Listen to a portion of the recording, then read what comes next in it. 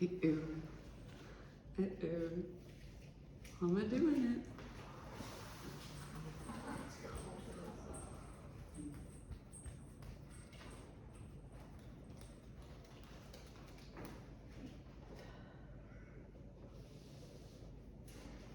So good morning, everyone. Thank you all for being, oh yeah, your friend, there's an extra spot right here. We didn't even have to move from that. Thank you all for being here this morning for my practice workshop. It's very important to state that I'm not actually a certified instructor just yet. These are just practice workshops, so I'm doing this with friends and family just to get that confidence and that practice. So before I start my workshop, I would like to quickly recognize the traditional custodians of these lands on which we stand. They are the Kabi people. We recognize their ancestors past, present, and emerging. I would also like to recognize Danielle Smith. She is a certified Wim Hof instructor who gives workshops out of the Gold Coast. There's a beautiful eco-village in Currumbin where I've assisted to 2 of her workshops as a volunteer, as part of my teacher training. I'd also like to acknowledge Dr. Tricia Smith. Same surname, not related.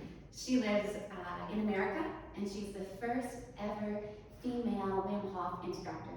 She's a chiropractor and a very smart lady who's taught me a lot of what I know, and I'm going to be teaching you today.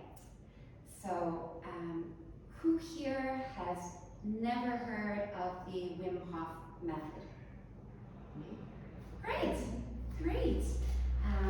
So for Kirsty, this is review. This is your 3rd, 4th workshop. Your 2nd? Yep. So the Wim Hof Method was created by a Dutch extreme athlete. His name is Wim Hof. And he's about 61 years old. He is a twin, and he's developed this method, which is based on 3 pillars. We've got breathwork, mindset and commitment, and gradual cold water exposure. Many of you may have heard, of pranayama or even Tai Chi.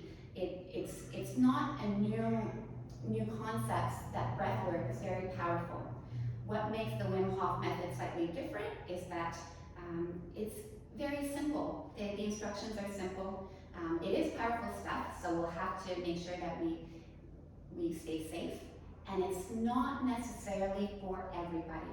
We don't recommend, but it shouldn't be done if you're pregnant. If you've got heart problems, you should, it's not to say you can't do it, but you should get that cleared with your doctor first. Also, if you've got Raynaud's disease, which is, it affects your circulation. It's found that it can have negative contraindications if you go into the ice baths.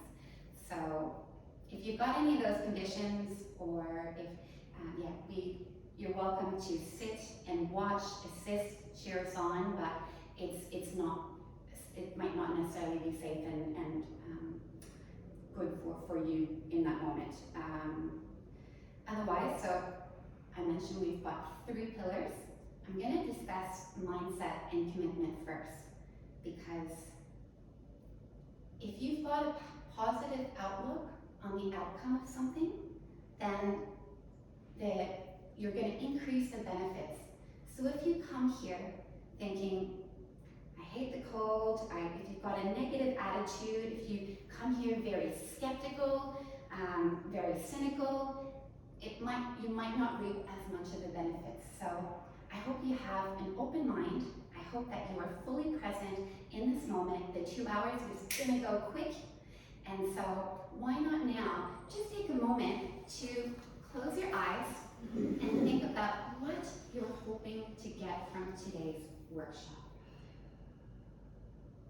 For me, I'm going to set my intention for this class, and I hope that today's class heals and strengthens your body and your mind, and I hope that it continues to develop my skill set as a teacher, and I'm going to be sharing this with the Academy.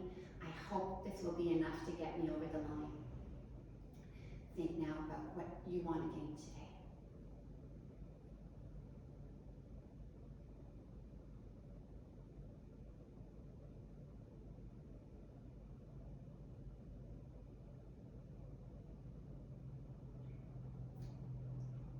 That's great.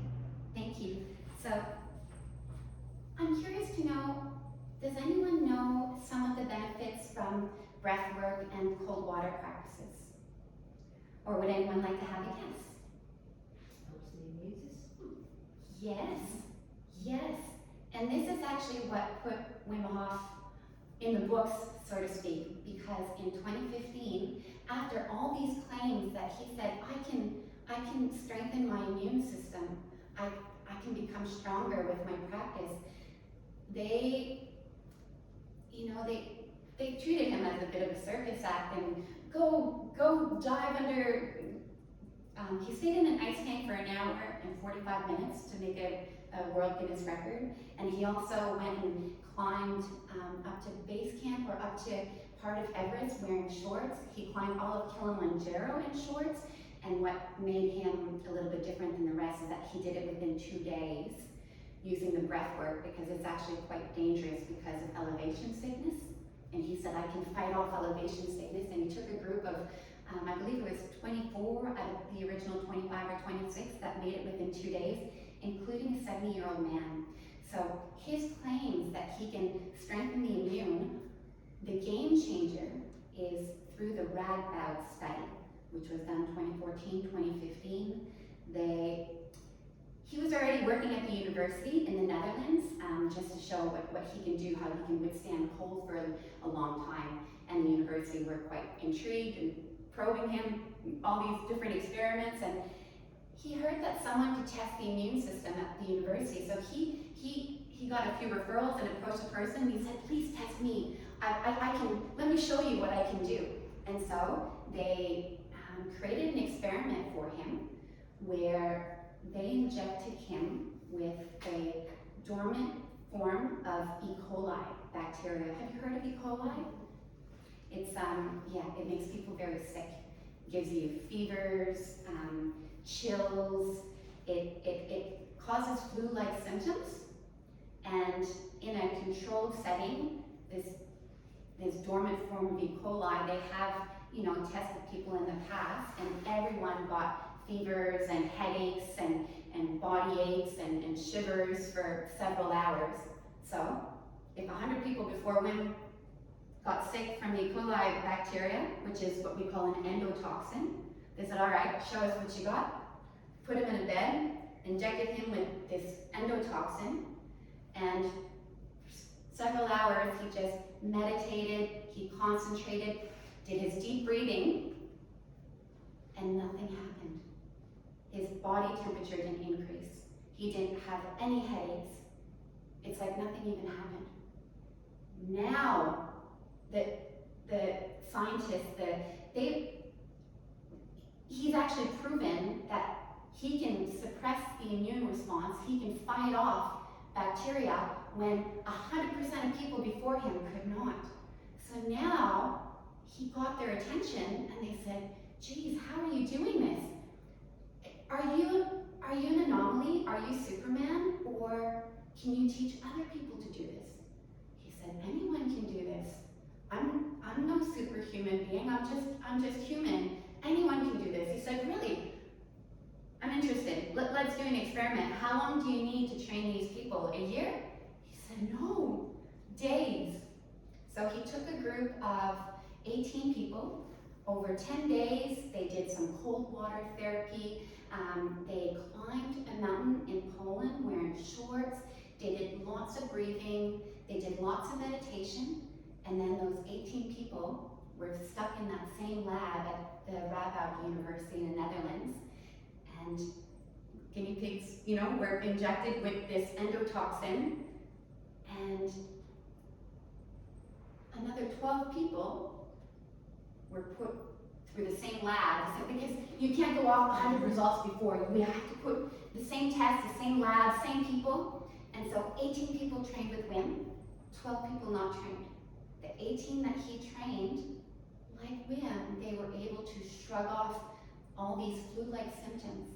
They may have had very mild little bit of headache, but compared to the hundreds of people before and compared to the other 12 that they put through the experiment, the results were astounding.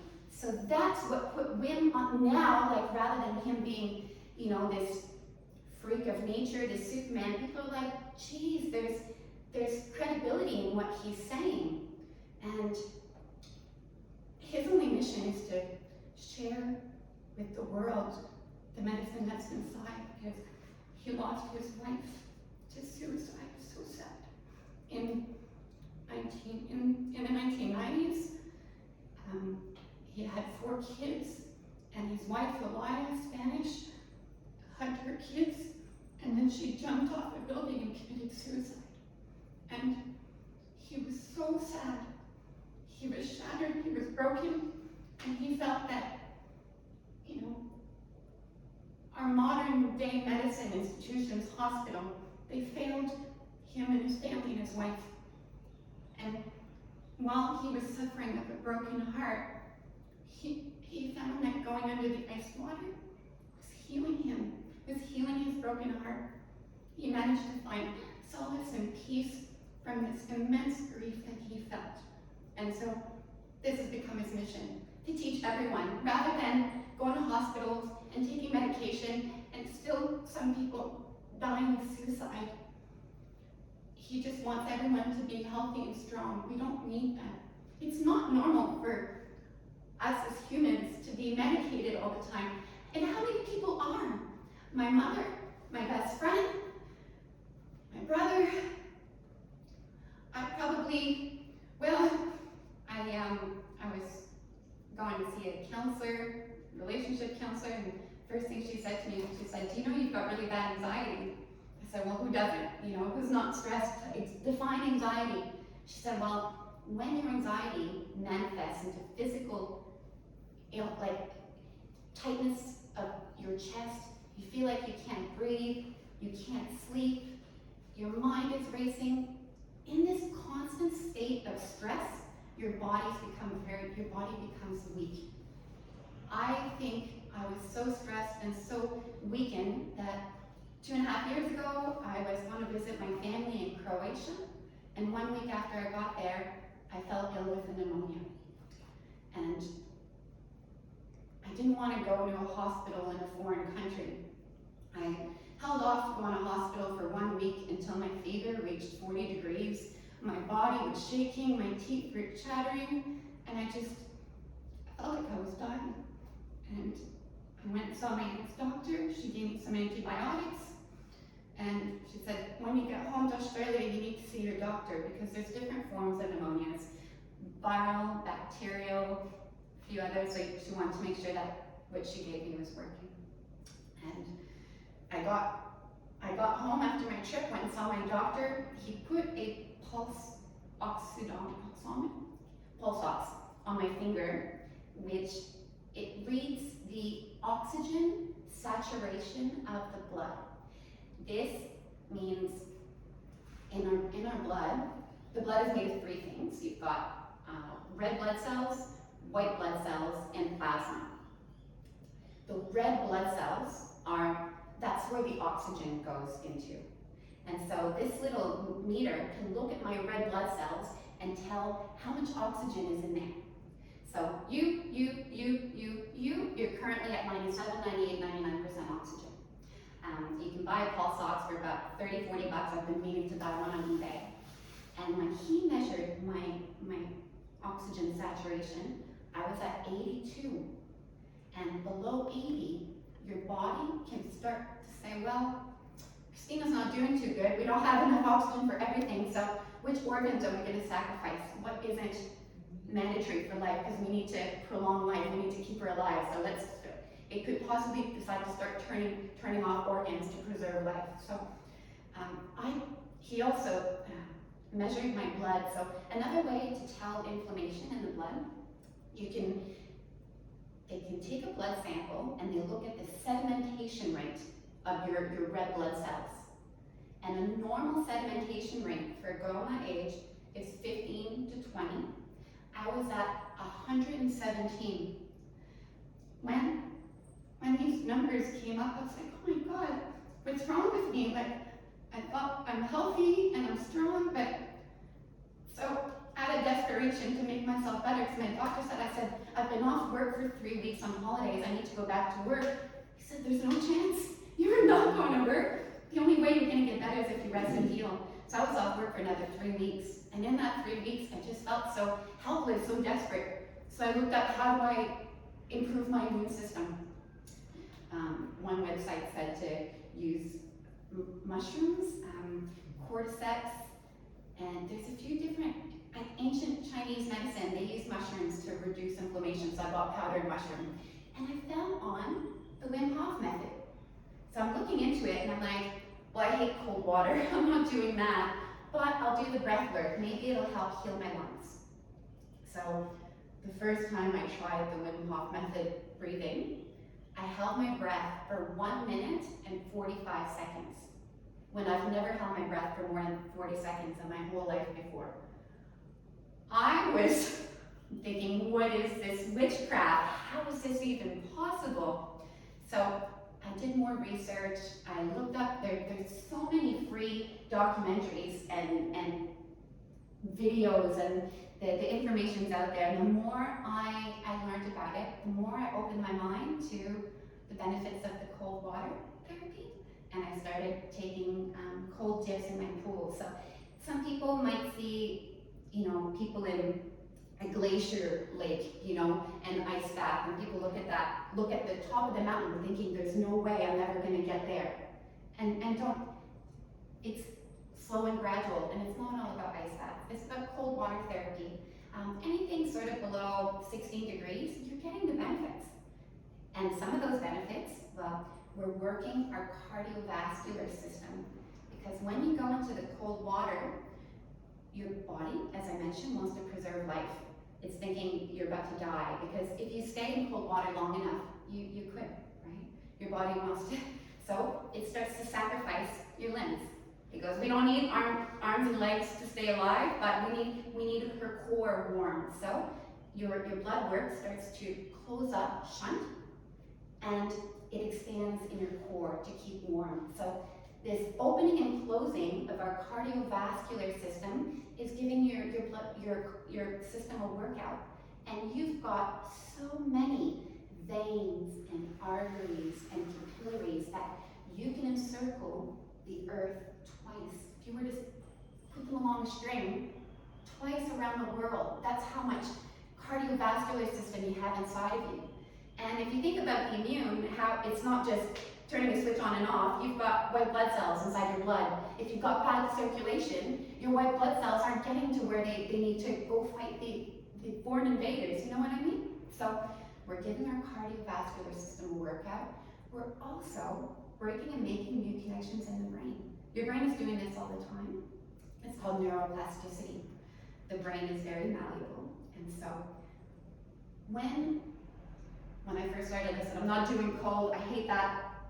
And then I found out more about the cold, and I'm like, okay, well, I'll try going in my cold pool. And then I graduated on to, cold pools at TLC, which are 12 degrees, 12 to 14. Great place in Alex. I highly recommend trying it out. The contrast therapy, which isn't the method, but still is really cool. So these small changes, these small gradual changes, so an experience which is very displeasing and scary, right? I'm sure everyone didn't come here going, I'm gonna do an ice bath today. Everyone who comes to my workshop goes, I'm really scared and petrified of the ice bath. And that's normal. And because it's a scary and displeasing experience, that's why it has to be so. Because if it was easy, you wouldn't be getting the benefits. And what I mean by this is that in everyday life, most of us tend to shy away from displeasing situations. My boss and my colleague had, a little bit of issues, and rather than avoiding the issues and staying in my head, Monday morning, let's have a chat. Let's have a chat, boss. rather than my default, which in the past was to shy away, get really panicky, and not and get in my head and not sleep at night because I'm so stressed out. So by voluntarily facing something uncomfortable, we are training the brain on how to deal with stress better. And the practice, the Wim Hof Method practice, we are going to put a great deal of stress on our bodies. This is called the sympathetic system. And then we're going to use our breath and our minds to come out of that and go into the relax, digest, so the sympathetic and the parasympathetic. Parasympathetic is the healing, relax, digest, and we're going to do that without the use of pharmaceutical drugs or alcohol or whatever vices you have, because that's how we tend to be, right? I'm so stressed out at work, crack open a bottle of beer. Instead, I'm going to teach you some strategies on how to bring yourself down from that stressful state using your breath and your mind, because when you're in a constant fight or flight, your two systems don't like to work together. It's one or the other. Lecky, you went for a swim earlier. If there was a shark in the water nearby, what would happen? What would happen inside of your body? Actually, first of all, is heart pumping, try to get the Heart would start pumping. Do you know how that happens? fear.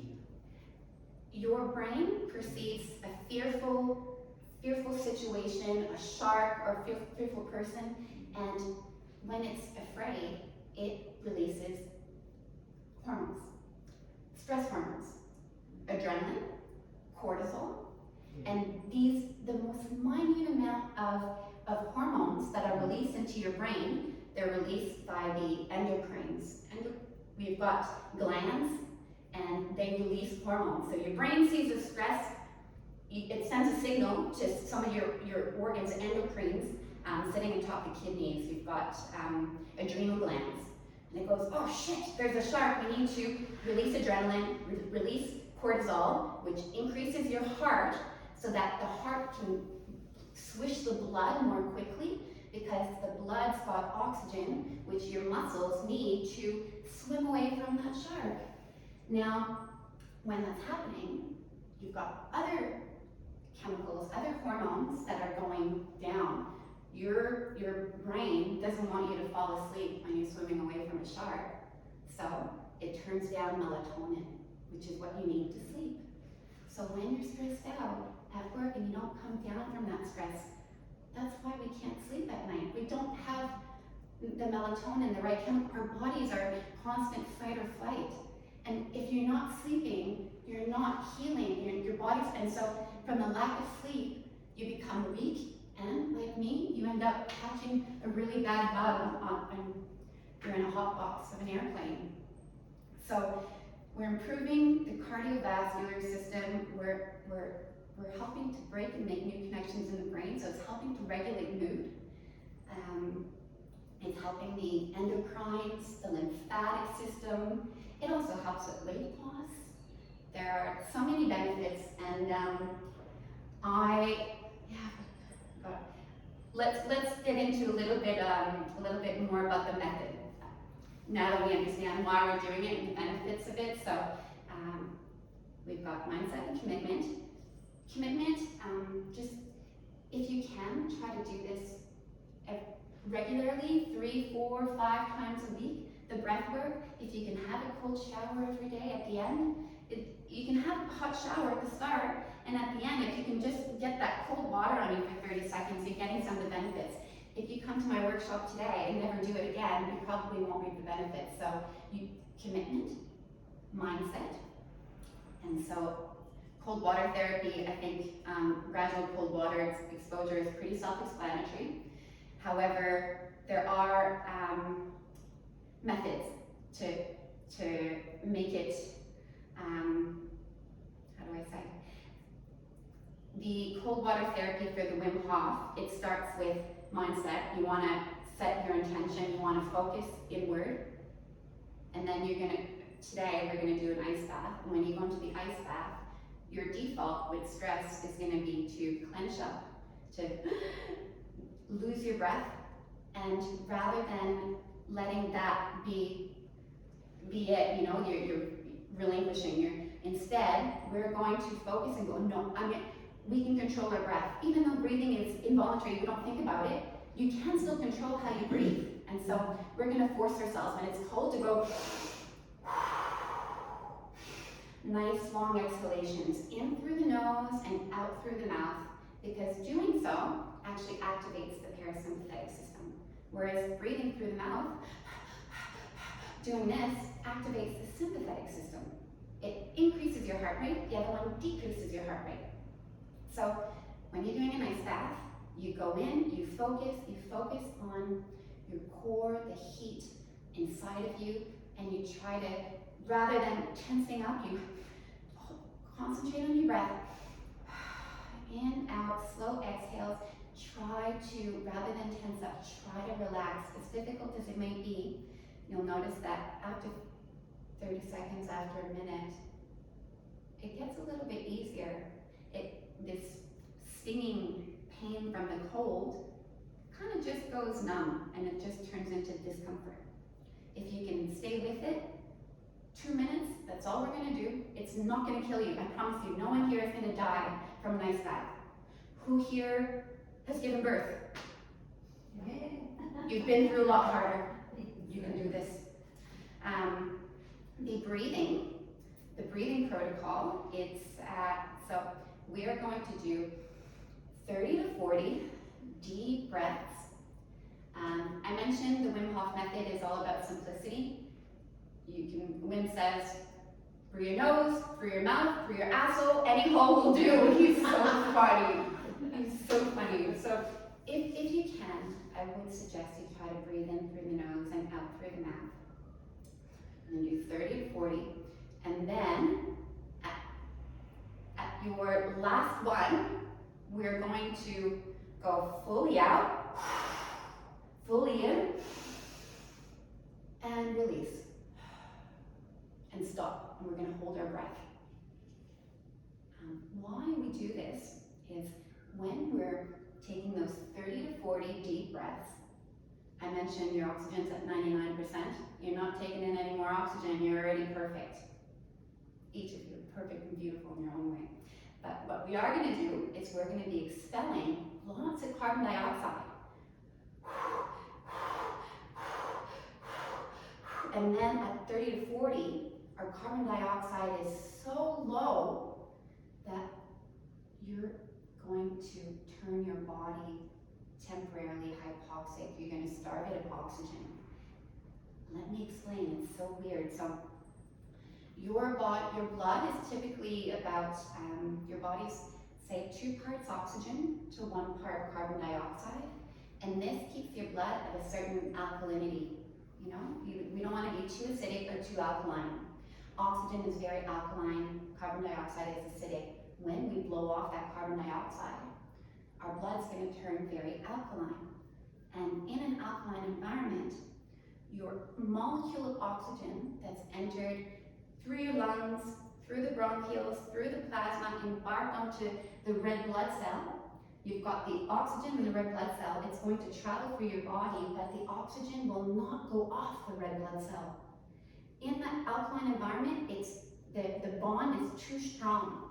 In an acidic, well, not acidic, but when the pH is right, the oxygen embarks and it travels down and it goes to all your tissues and your muscles. And once the red blood cell is given away all of the oxygen, it will come back collecting carbon dioxide. Carbon dioxide is a waste gas. It's a normal, you need carbon dioxide. And it's a waste gas, it's an offset from all of your bodily processes. You think your body consumes glucose and it creates carbon dioxide. You lay there doing absolutely nothing. Your stomach's digesting, it's creating carbon dioxide. So no, you cannot stop your body from dispersing carbon dioxide. So what's interesting is when we hold our breath and when we feel the urge to breathe again, it's not because your oxygen is low, it's because the carbon dioxide is getting too high. such a weird what's the word? It's like almost contradictory. You think, I need to breathe, and it's not because you need oxygen, it's because you need carbon dioxide. And so when we're doing a 30 to 40